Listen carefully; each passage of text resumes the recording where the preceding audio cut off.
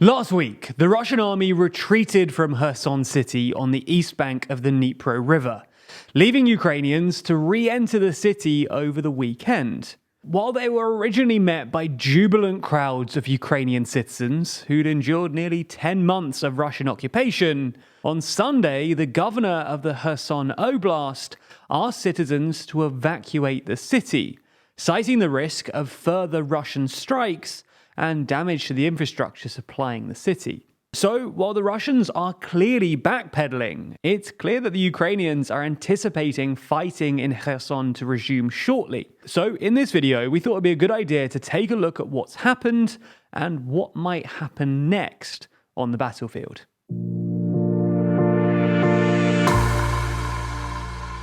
Now, as we see it, there are basically two questions at play here. Firstly, will the Ukrainians try for peace? And secondly, if they don't, or if peace negotiations fail, what will the Ukrainians do then? Accordingly, we're going to split this video into two parts. Firstly, we're going to take a look at the prospects of peace negotiations and explain why Ukrainians aren't so keen on them at the moment. Then we're going to take a look at where and when the next Ukrainian offensive might take place and how they might go about it. Anyway, let's start by taking a look at the prospect of peace negotiations.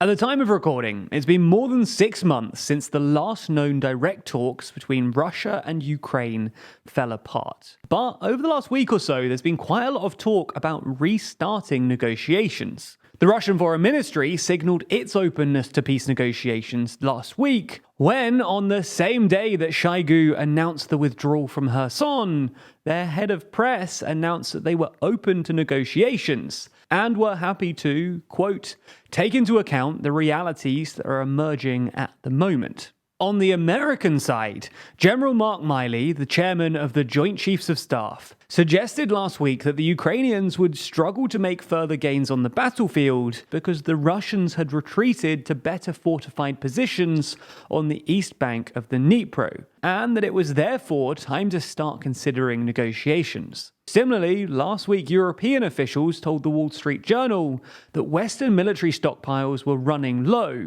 and that, while they accepted that it's ultimately for the Ukrainians to decide when to restart peace talks, it might be, quote, a good idea to do it sooner. However, whatever certain Western officials might think or want, peace negotiations look unlikely to restart in the near future, for the simple reason that Ukrainians don't want them, at least not on Putin's current terms. While Zelensky has said that he's open to peace negotiations, and interestingly, in his last address, he didn't preclude talking directly with Putin, something that he's previously ruled out, he's made it clear that he still wants and expects to return to Ukraine's pre-2014 borders, including Crimea.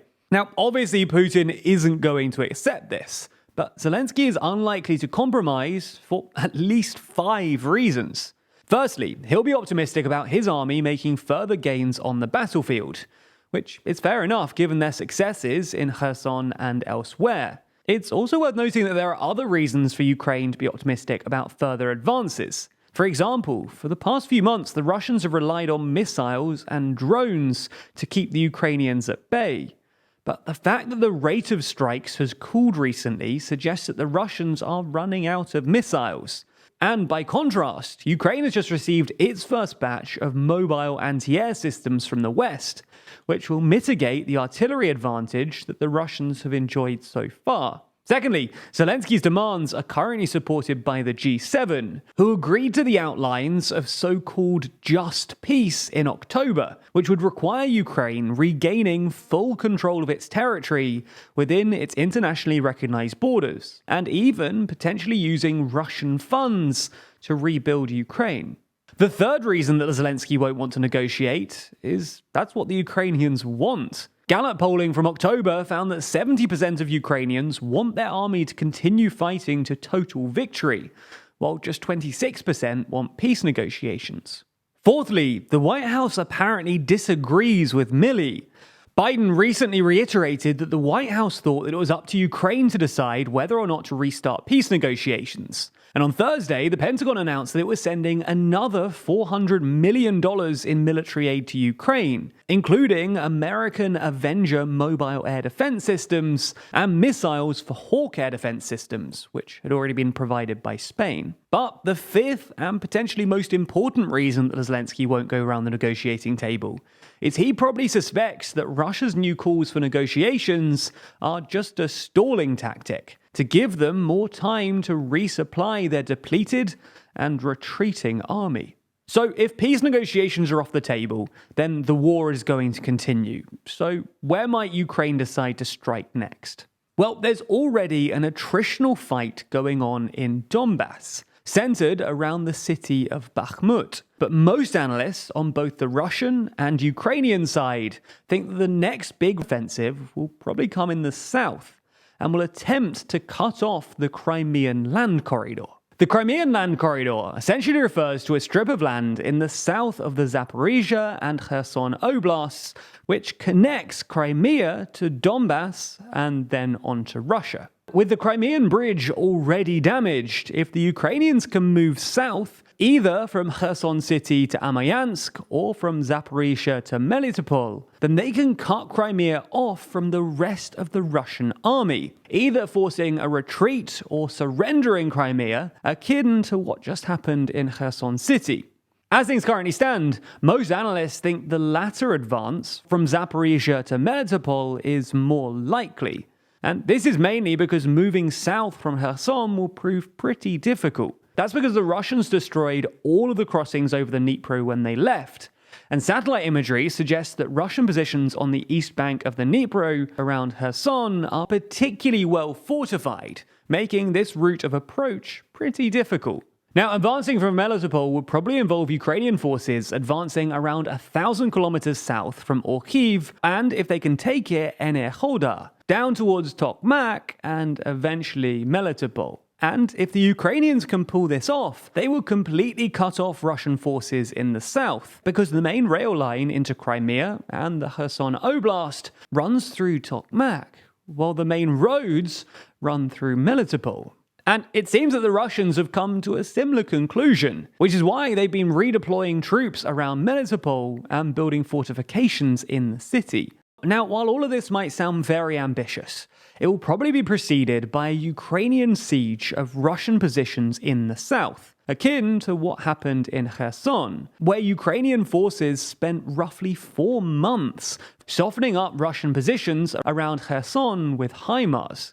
In a sense, this siege of Crimea began with the attack on the Crimean bridge, which was the only direct rail line from the south to Russia, and was responsible for most of the fuel supplies. So, with an early attack on the bridge already in play, we should expect the Ukrainians to use their artillery systems to strike Russian positions in western Crimea, including on the Kherson Peninsula, and on the roads and rails running in and out of Crimea. It's also worth noting that Ukraine's anti-ship Neptune missiles can now reach Sevastopol, which will put even more pressure on the Russia Black Sea Navy.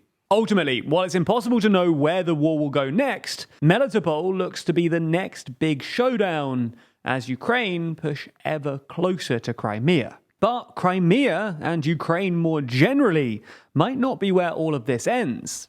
Other areas like South Ossetia and Transnistria seemingly actively want to join Russia, keen for a Putin takeover. So, to cover this in more detail, we just released a new video exclusively on Nebula, all about South Ossetia, the region's history, their relationship with Russia, and if a new referendum could see them willingly joining up with Russia. That's not all though, because earlier in the year we released a Nebula exclusive video on Transnistria too, the country which never existed, and their desire to become part of Russia as well. And that's just the beginning too. We have a whole load of other videos exclusively on Nebula as well. Plus, the extended version of the TLDR daily briefing every single day.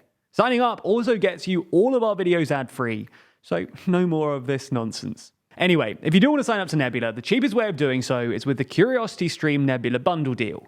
That way, signing up to CuriosityStream for the crazy low price of $14.79 a year also gets you free access to Nebula.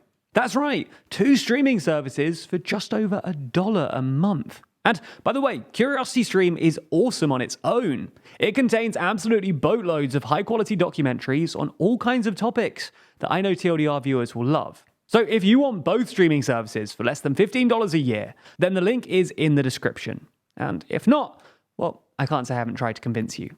Thanks for your support.